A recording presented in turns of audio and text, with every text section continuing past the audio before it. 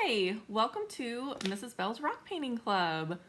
Normally I meet with a group of kids after school once a week, but for now, let's meet online and have some fun and paint some rocks.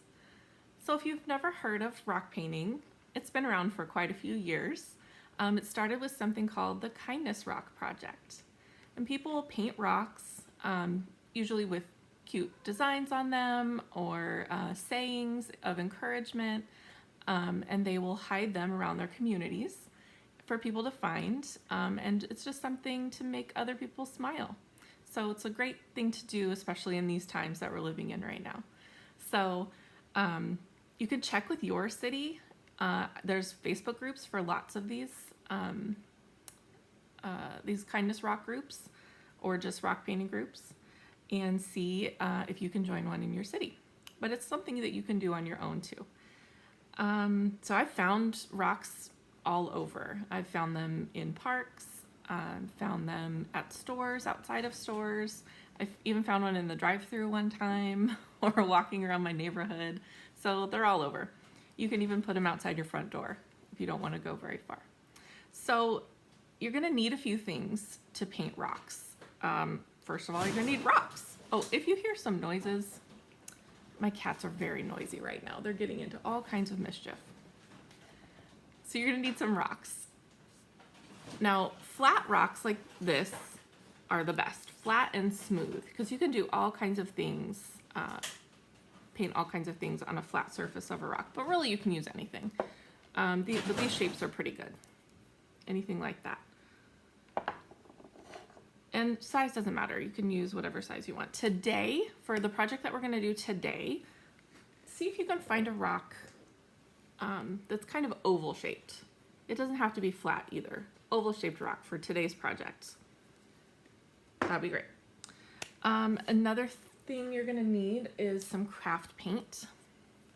So here's one brand. You can get any of the brands, are usually fine. I would get black and white and then a variety of colors, whatever you like, whatever you want to paint with, but black and white for sure. You're going to need some brushes. So I really like to use these foam brushes. They just spread the paint pretty evenly, especially when you're doing base coats, which I'll talk to you about later. And then other brushes work just fine too if you want to use other brushes. Whatever you have on hand at home is what you can use. And then you're going to need some acrylic sealer. So this is something that people probably don't have on hand right now, but you can get it pretty easily. Any store that has craft supplies will probably have acrylic sealer. I like to get the high gloss kind because it makes your rocks nice and shiny. You can also use Mod Podge to seal your rocks if maybe you have this at home. So those are the supplies you need. You also need 2 paper plates. I use one plate to put my rock on and paint it, and I use another plate to put my paint on so that my rock doesn't get in the glob of paint or something like that. So those are the things you'll need, and for this project, you'll need something to make little dots with. So you can use the end of a paintbrush. You can use even a pencil tip is fine, or a Q-tip if you have a Q-tip at home. Those are really good things to make dots with. So I'm going to use the end of my paintbrush today because I have it right here. So that's what you need for this project. So for this project today, we are making a ladybug. So if you've actually been in my rock painting class, that we usually start out with this project as one of the first ones because it teaches us a lot about rock painting.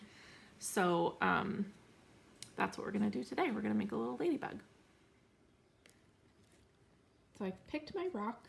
It's an oval shaped rock and it's mostly smooth. There's a little bit of porousness in it, but that's okay. I'm going to use what I have. So I'm going to use my foam brush and I'm going to paint a base coat. We call it a base coat on the rock. So I'm going to dip it in my aqua paint.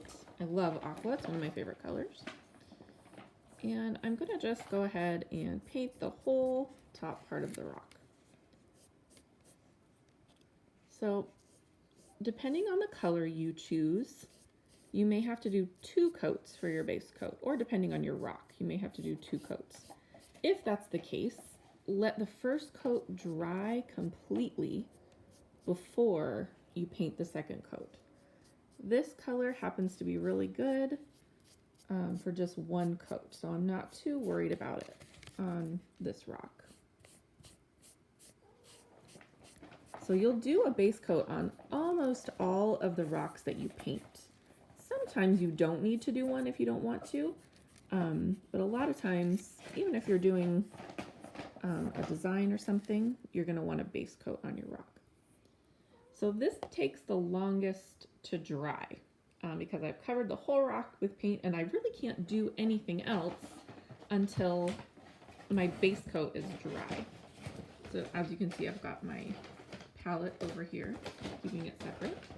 And you can hear my cat making lots of noise in the background. So for sake of time, I have another rock that I've painted where the base coat is totally dry. And my next step is going to be painting a black head for my ladybug. So I'm going to use a different brush this time. I'm going to use a regular brush. You can use a foam brush still too if you want to go rinse yours out really quick.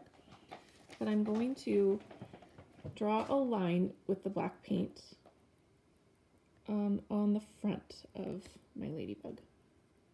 I'll start with the line right there, and then I'll fill it in like that. And I'm going to make sure I go down to the bottom too. So I didn't paint the bottom of this rock, but you can. You really only need to do the top. So there's the beginnings of what our ladybug's going to look like.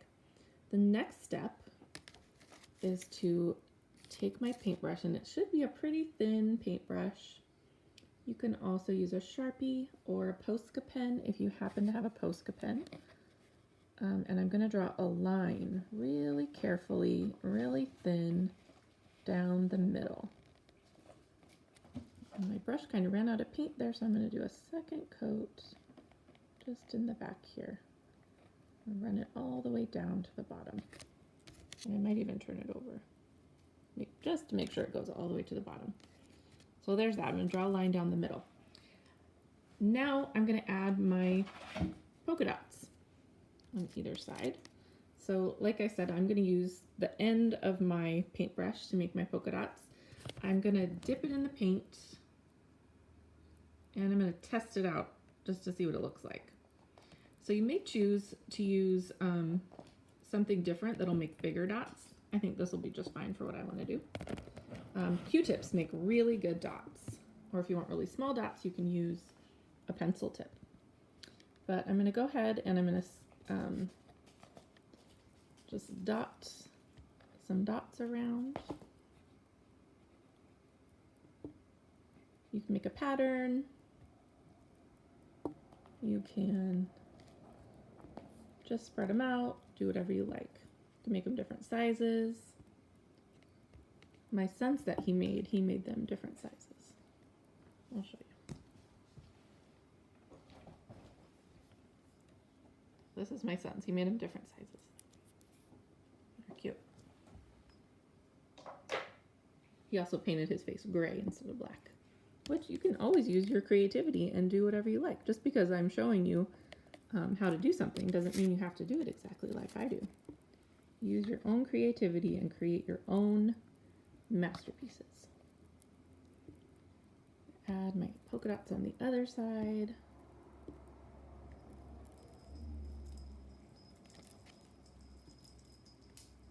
Now I'm doing this and I'm letting the black head dry because I'm going to need to add eyes to that black head, and I'm going to need it to be dry completely in order for us to do that. I think that's enough polka dots. Looks pretty cute. Oh, and I did notice on the side here, I can make that a little more even.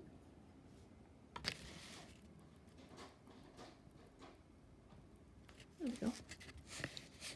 So you can tell it's wet if it's shiny right there. So it's starting to dry, but it's not quite dry yet. You want to make sure you let it dry completely before you add your white.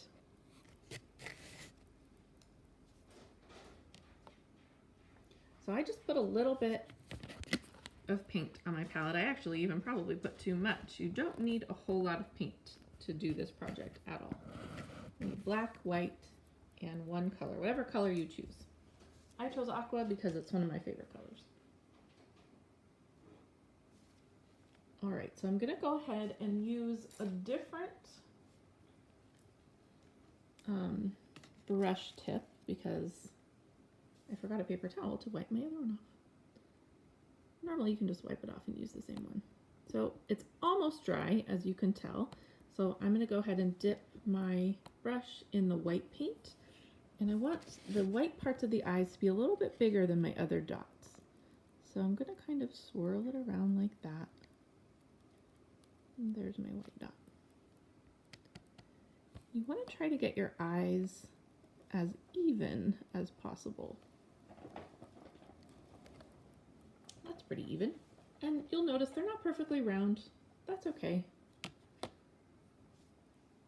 Things don't have to be perfect to be cute.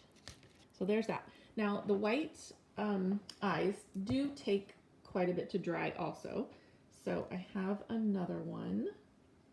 But I wanted to talk to you a little bit about the materials that you're using. So we're using craft paint because most people have access to getting some craft paint. So that's awesome. If you want some additional supplies that are really, really good for rock painting, I really recommend these paint pens. They're called Posca pens. You can get paint pens at the store. But these you can only get online, and these I've found are the best for rock painting. So things like this are really hard to get right now, so most of my projects I'm not going to use them, but I do highly recommend these pens.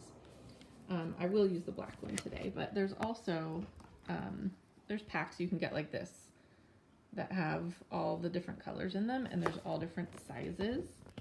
So I use them in my rock painting class. The kids get to use them there. And they really like them. So since that's going to take a while to dry, I'm going to go ahead and replace it with this one and just show you the finishing touches that we can do on our ladybug. I'm going to go ahead and use the brush I used for the black, and I'm going to do a tiny, this is where a pencil might come in handy. I'm going to do a tiny little dot of black inside the white. And again, I'm going to try to make those as even as possible. And look how cute our little ladybug is. He's so cute. So you can add some other details at this point. You can add a little smile maybe with white or red or pink. I've had students add little bows, little antenna on here. You can be creative and do whatever you like. Here's my son's again. He made his face gray, and he added a little smile with a tongue sticking out of it. So that's some things that you can do. I've also seen, instead of polka dots, you could do hearts. You could also swirl two colors together for the base coat to make it look really pretty and interesting. But there's lots of different options you have. So even if you've already done this project, try doing it again in a different way. And I bet you'll create something that you really like. So let's take a look at the bottom of our rock. We didn't paint the bottom, but you can. If you want to paint it a solid color, just like the front, you can paint the back too. But we want to write something on the back. I like to write keep or rehide on the back of my rocks because we want to bring a smile to somebody's face. So they can either keep the rock if they really like it, or they can take it and maybe hide it in a different spot.